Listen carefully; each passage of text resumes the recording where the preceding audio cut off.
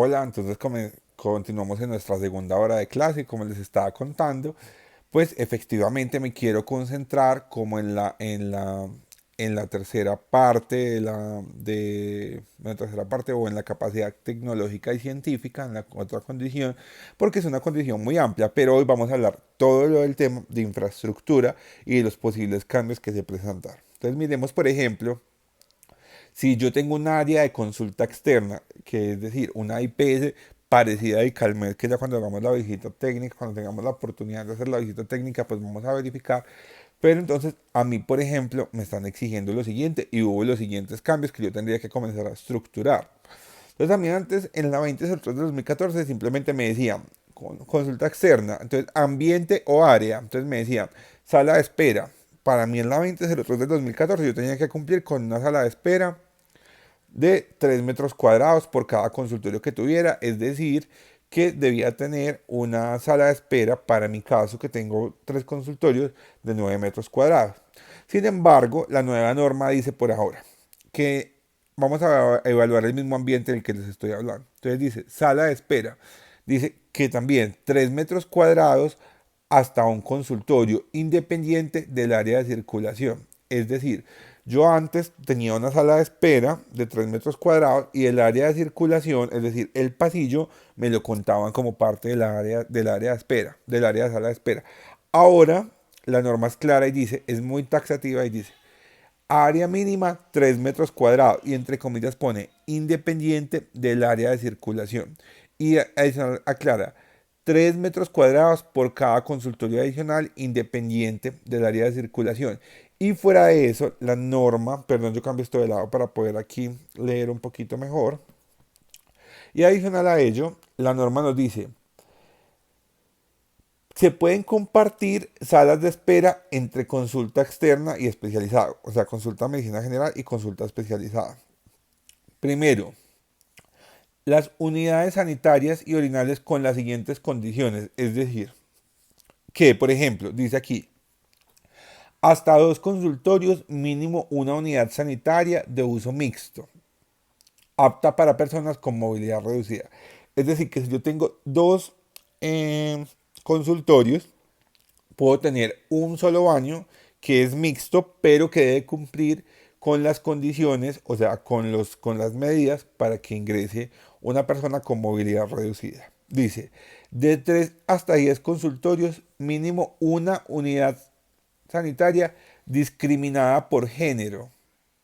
Es decir, la norma me dice claramente, antes si son 2 consultorios, no tengo problema, con un solo baño cumplo. Desde que tenga eh, el área para que sea para que tenga para que tenga pues, el acceso a discapacitado. Pero si ya tengo de 3, es decir, a partir de 3 y hasta 10 consultorios, estoy obligado a tener una unidad sanitaria por género, ¿cierto?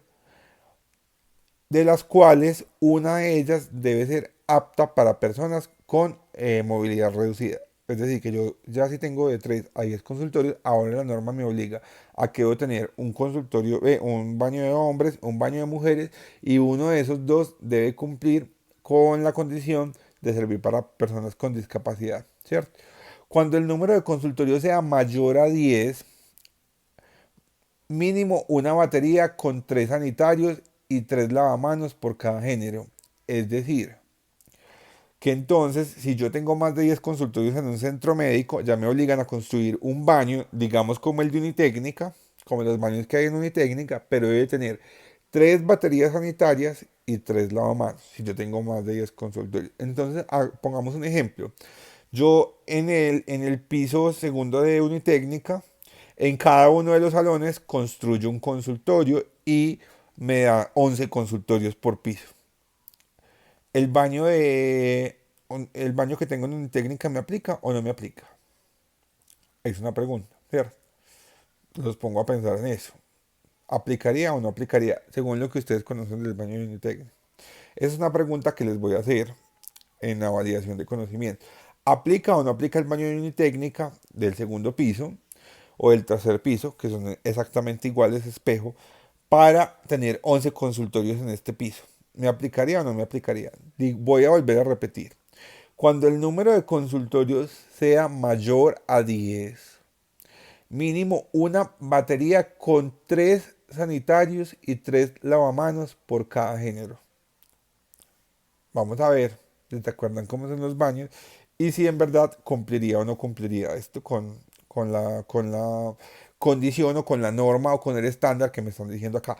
Ojo, que entonces la sala de espera, si yo estoy hablando de que tengo de 3 a 10 consultorios, tengo que multiplicar el número de consultorios que tengo por 3 metros cuadrados y el tamaño de la sala debe ser igual a esa medida. Es decir, paso a explicar.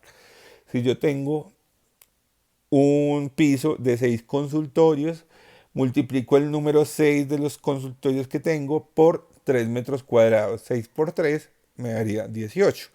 ¿Qué quiere decir eso? Que mi sala de espera debe medir 18 metros cuadrados. ¿Y qué más quiere decir? Yo este documento se los voy a enviar para que ustedes lo estudien, pero se los envío ya, digamos que el viernes que me hayan dado respuesta al quiz para que no haya pues posibilidad de que la hagan desde ahí, sino que la validemos con los conocimientos adquiridos. Entonces, estamos hablando de la sala de espera y las condiciones que debe cumplir respecto a lo que les estaba diciendo del tamaño de la sala de espera de 3 metros cuadrados por cada consultorio que yo tengo, ¿cierto?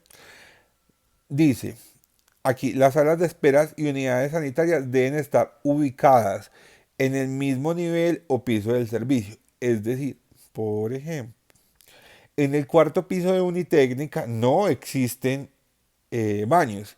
¿Qué quiere decir? Que si yo adecuo un consultorio, unos consultorios ahí,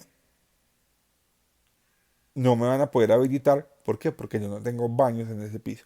Y aquí dice muy clara la norma en este ítem. Las salas de espera y unidades sanitarias deben estar ubicadas en el mismo nivel o piso del servicio.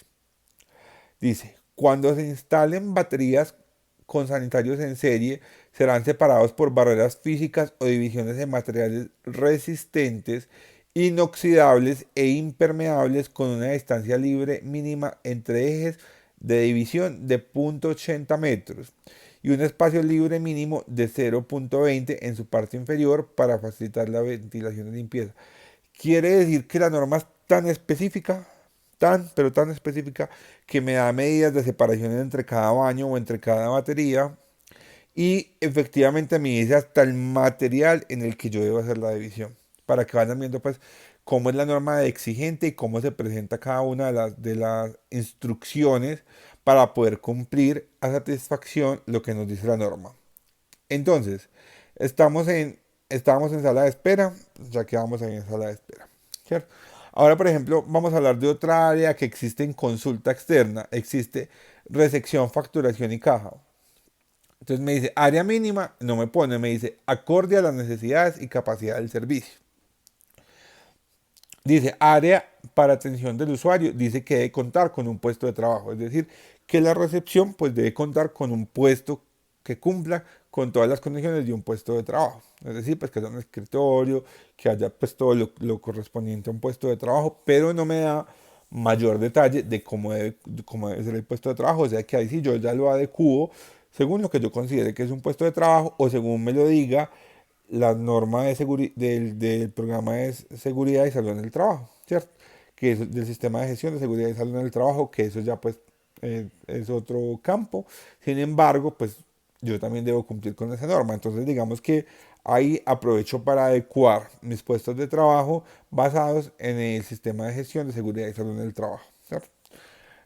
Hasta ahí, pues hemos hablado de dos tipos de áreas que se encuentran dentro de consulta externa y las condiciones que cumplen. Dice ahora en consulta externa que si cuenta con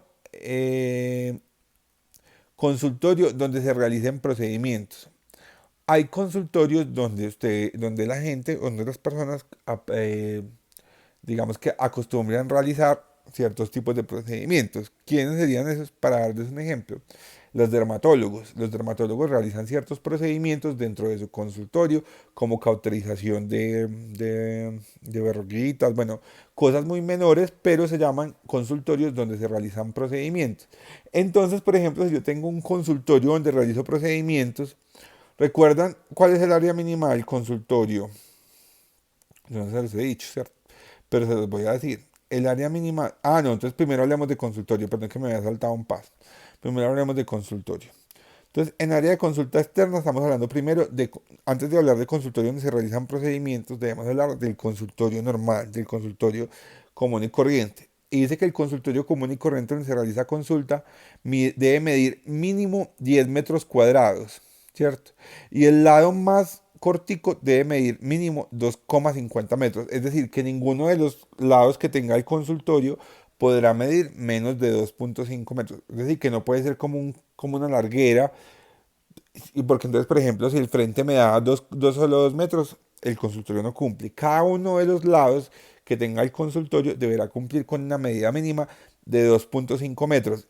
Y el consultorio en total no podrá medir menos de 10 metros cuadrados. De hecho, dice la norma, y es así también muy exigente y muy taxativa, dice aquí.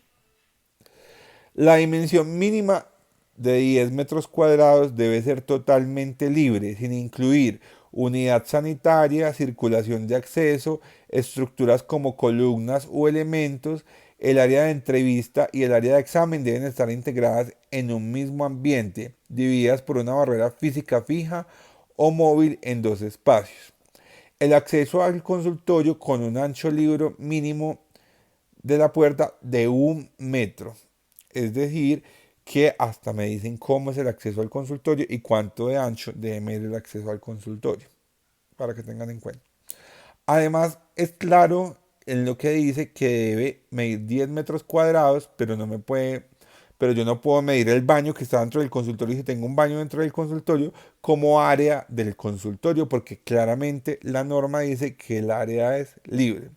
Y además dice, cuenta con área para entrevista, área para examen con lavamanos, barrera física, debe ser de fácil limpieza y desinfección, evitando materiales porosos, móvil o fija que permita la privacidad del paciente separando las áreas. Es decir, que usted también cuando es paciente puede llegar a exigir esto porque la norma claramente lo exige. Y como ustedes saben, la norma también es para conocimiento de los pacientes. Quiere decir que si yo soy paciente, puedo solicitar al médico que me está haciendo la valoración o a la IPS donde estoy haciendo una valoración, pues que cumpla con estos espacios. Dice, barrera física y debe ser de fácil limpieza, o sea que entre el área de entrevista, es decir, donde yo me siento a que el médico me haga preguntas seguramente al frente del computador para que diligente la historia.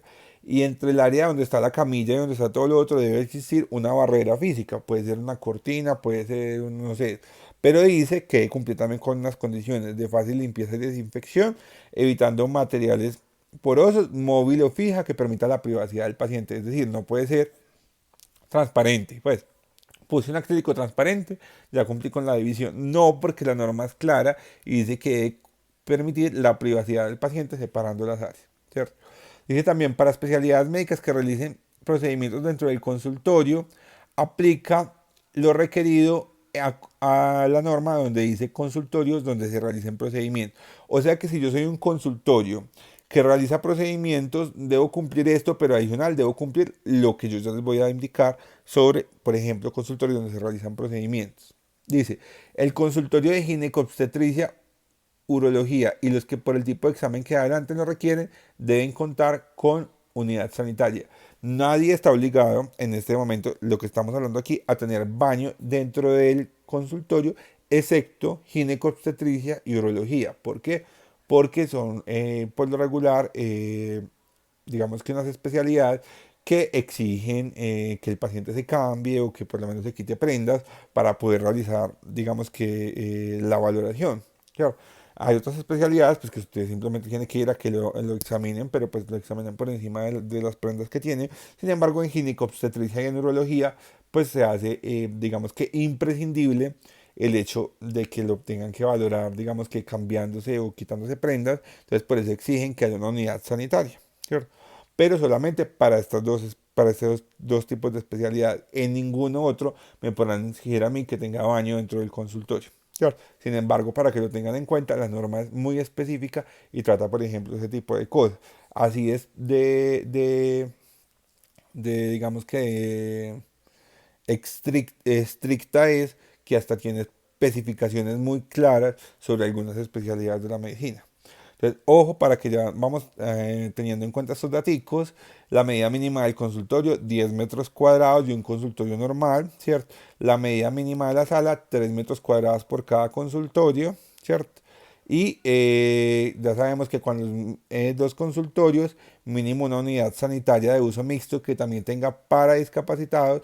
Cuando son de 3 a 10 consultorios, ya necesitamos una unidad sanitaria discriminada por género y una de ellas dos debe cumplir con la condición de servir para discapacitados. Y ya cuando el número de consultorios excede 10, pues tendremos que tener claro que son 3 sanitarios y 3 lavamanos por cada género. Listo. Ya nos queda con eso claro.